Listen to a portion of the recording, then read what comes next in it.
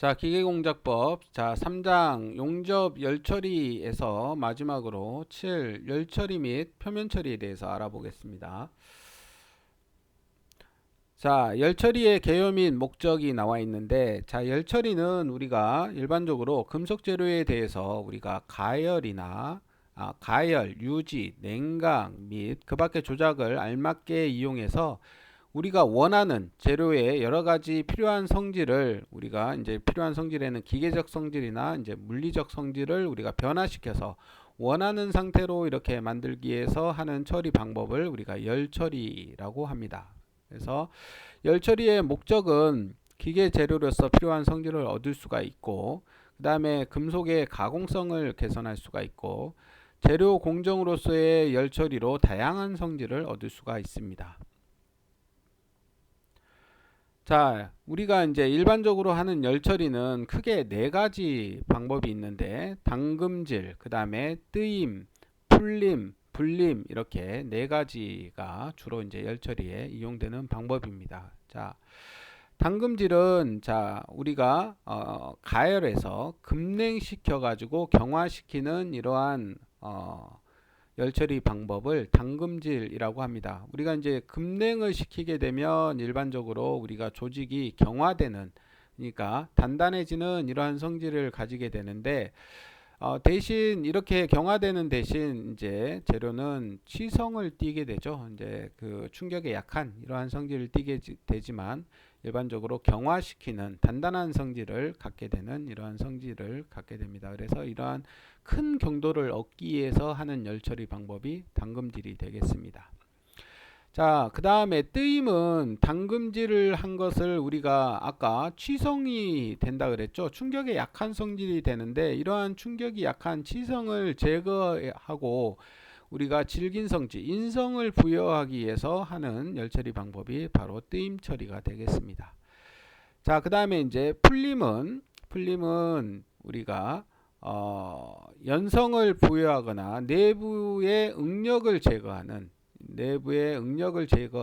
열처리 방법을 우리가 풀림 처리다 이렇게 얘기하고, 그 다음에 이제 마지막으로 불림 처리는 내부 응력을 제거하고 조직을 균질화하기 위한 열처리 방법을 우리가 불림이다 이렇게 얘기합니다. 그래서 우리가 일반적으로 하는 열처리 담금질, 뜨임, 풀림, 불림에 왜 하는지에 대해서 여기에 나와 있으니까 여러분들이 한 번씩 보시면 될 것 같습니다.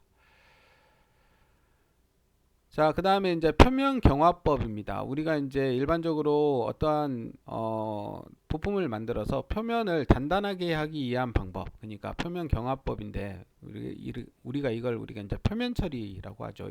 일반적으로.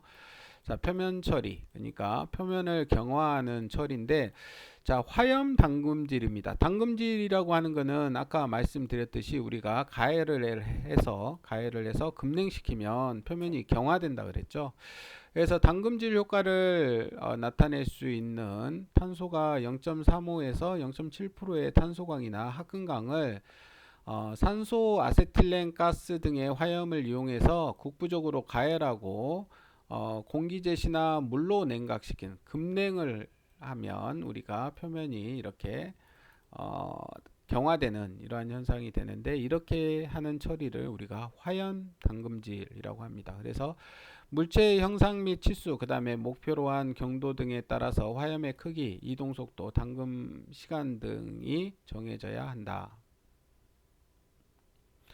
자, 그 다음에 침탄 경화법입니다. 강의 담금질 효과는 탄소량에 비례하므로 영광의 표면에 탄소를 침투시켜 담금질하면 표면은 경강되고 내부는 영광으로 남아있게 되는데, 이와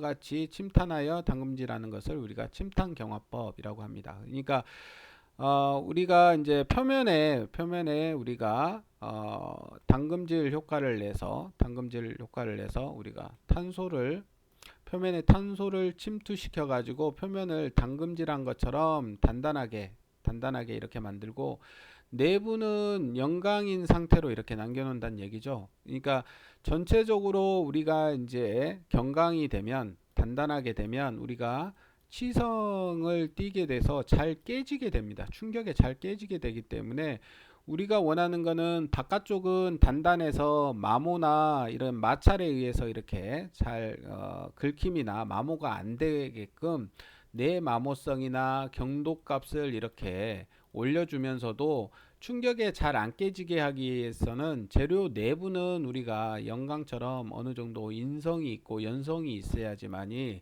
잘 안 깨지겠죠. 그래서 내부는 영광인 상태로 남겨 놓으면서 자 외부만 표면만 이렇게 단단하고 내 마모성이나 경도값을 높게 이렇게 해주는 이러한 방법이 침탄 경화법이다. 이렇게 하시면 되겠습니다.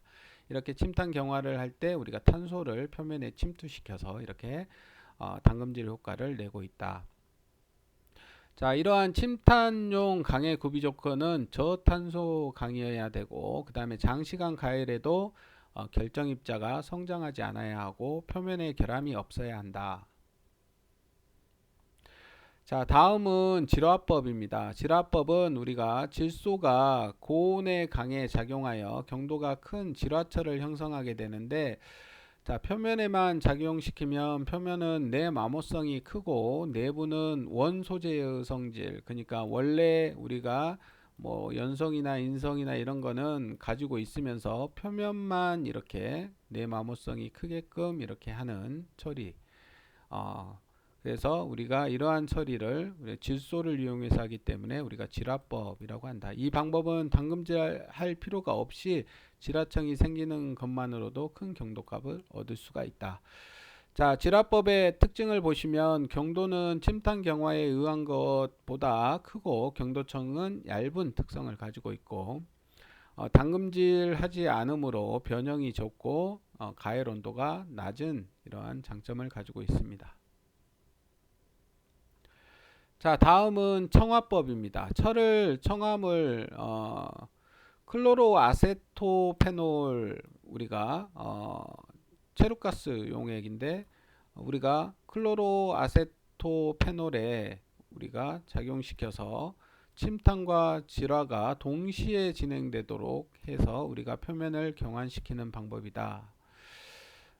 이러한 청화법의 장단점을 보시면 장점으로는 균일한 가열이 이루어지므로 변형이 적고 온도 조절이 용이하고 산화가 방지되는 이러한 장점이 있고 단점으로는 비용이 많이 드는 이러한 단점이 있습니다. 그 다음에 침탄층이 얇고 가스가 유독 가스다는 이러한 단점이 있습니다.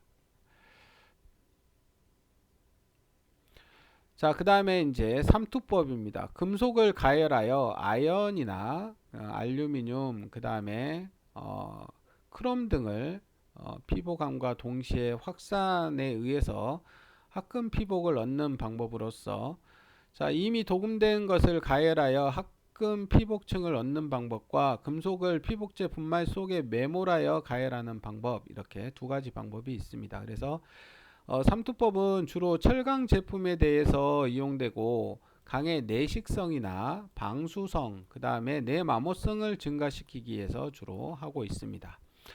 자, 그래서 우리가 이제 아연을 우리가 침투시키는 이렇게 피복하는 이러한 것을 우리가 자, 아연을 침투시키는 이러한 아연 삼투법을 우리가 징크라 그러죠. 아연을 징크라 그래서 징킹 또는 우리가 다른 말로는 세라다이징이라고 합니다. 그래서 강 제품을 청정한 후에 200메시 정도의 85에서 90%의 아연 분말과 함께 철제 용기에 넣어 밀봉하고 전기 또는 가스열로 350에서 375도씨에서 2-3시간 정도 유지하면 0.05 정도의 징크 삼투층이 생기며 소형 제품에 적합하고 피복층이 균일하다는 이러한 장점을 가지고 있습니다. 다음은 이제 알루미늄 삼투법인데, 자, 알루미늄을 삼투하는 이러한 방법을 우리가 칼로라이징이라고 합니다. 그래서 중량비 알루미늄 50%, 그 다음에 알루미나 45%, 그 다음에 염화 암모늄 5%로 된 혼합 분말을 철제 제품과 함께 철제 상자에 넣고 850도에서 950도씨에서 약 2시간 정도 가열하면 내고온산성의 화학층인 FeAl3가 생기는데 이것은 우리가 치성이 크므로 너무 두껍지 않게 이렇게 하는 것이 좋다. 자, 그 다음에 이제 크롬을 삼투시키는 것을 우리가 크로마이징이라고 하는데 중량비, 그러니까 크롬을 55%, 알루미나 45%의 혼합 분말과 철제 제품을 용기에 넣고 크롬은 산화막이 생기기 쉬우므로 진공 또는 수소와 같은 환원성 기체 분위기 상태에서 밀봉해 가지고 1300에서 1400도씨 정도로 우리가 서너 시간 가열해서 내식성이 큰 크롬이 이렇게 확산층이 형성되도록 하는 이러한 방법을 우리가 크로마이징 이렇게 얘기합니다.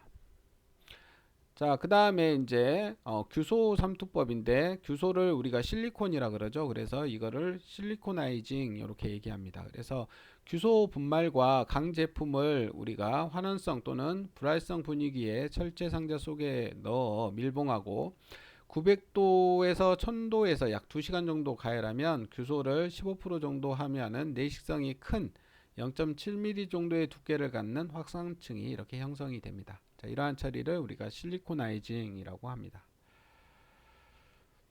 자, 다음은 이제 도금법입니다. 도금. 자, 녹이 잘 생기지 않는 금속의 피막을 철강 제품의 표면에 형성시켜 방수하는 방법을 우리가 도금법이라고 하는데 도금법에는 우리가 습식 도금과 건식 도금법이 있습니다. 자, 습식 도금법은 금속 염의 용액을 전해액으로 해서 양극에는 피복제의 금속을, 음극에는 도금될 제품을 연결하여 직류를 통하게 되면 전기 분해에 의해서 양이온이 음극인 제품에 이렇게 부착되게 되는 이러한 방법을 우리가 습식 도금법이라고 합니다.